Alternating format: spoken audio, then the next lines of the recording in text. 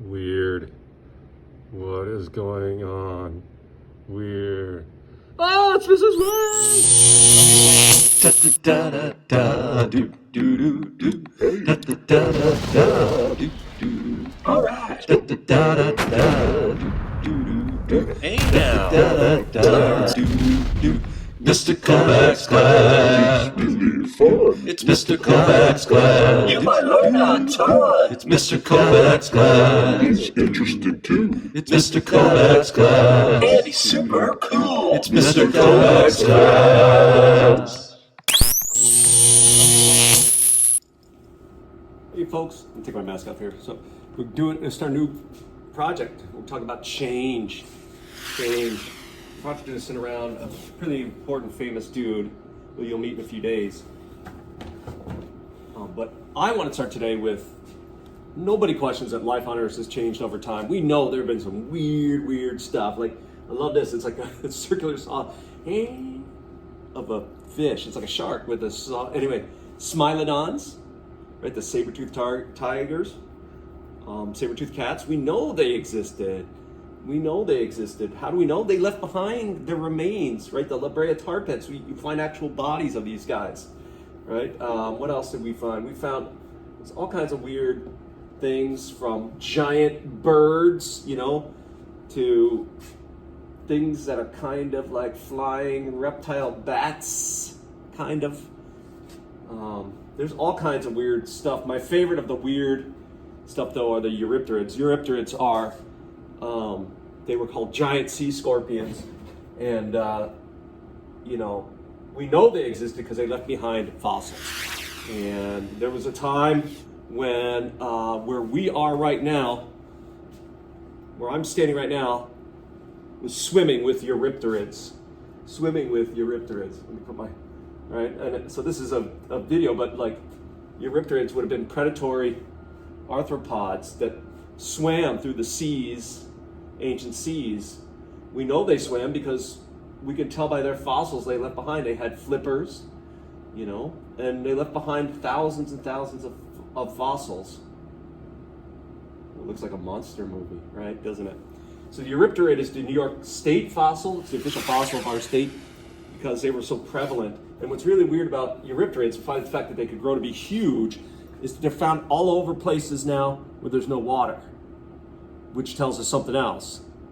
It tells us that the surface of the earth has also changed, and the animals that live, and plants as well, that live on the surface of the earth have changed as well. And so we're going to be studying how things have changed. All right, so nobody argues that things have changed. I mean, we found fossils of things that no longer exist. Fossils can be like impressions left into rock of bodies of animals or plants.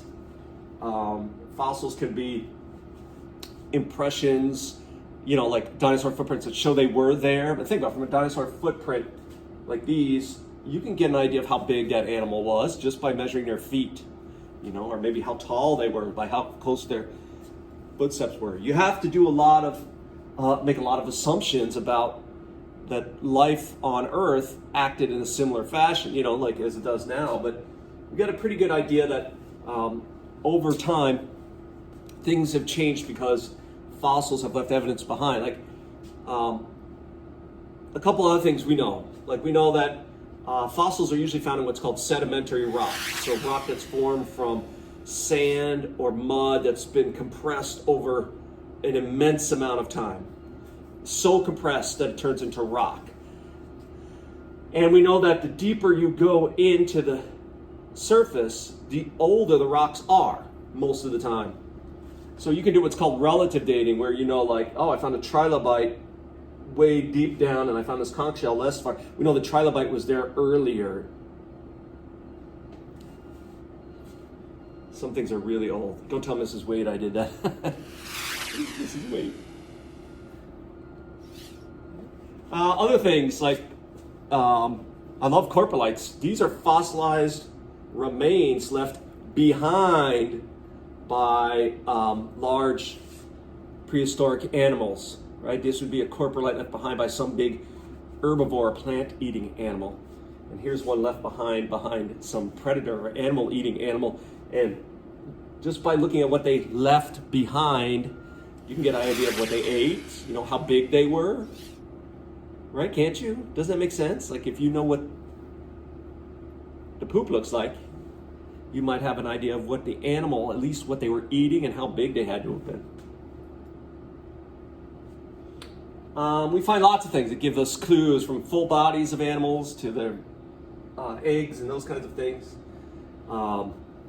Megalodon is a famous giant fish. Like, we know the only fossils left behind were its teeth. But look at the size of it. We know, based on like modern day sharks, what kind of mouth it had to be in. And that fish had to be a pretty big shark-like fish thing. And I wouldn't want to go swimming with it.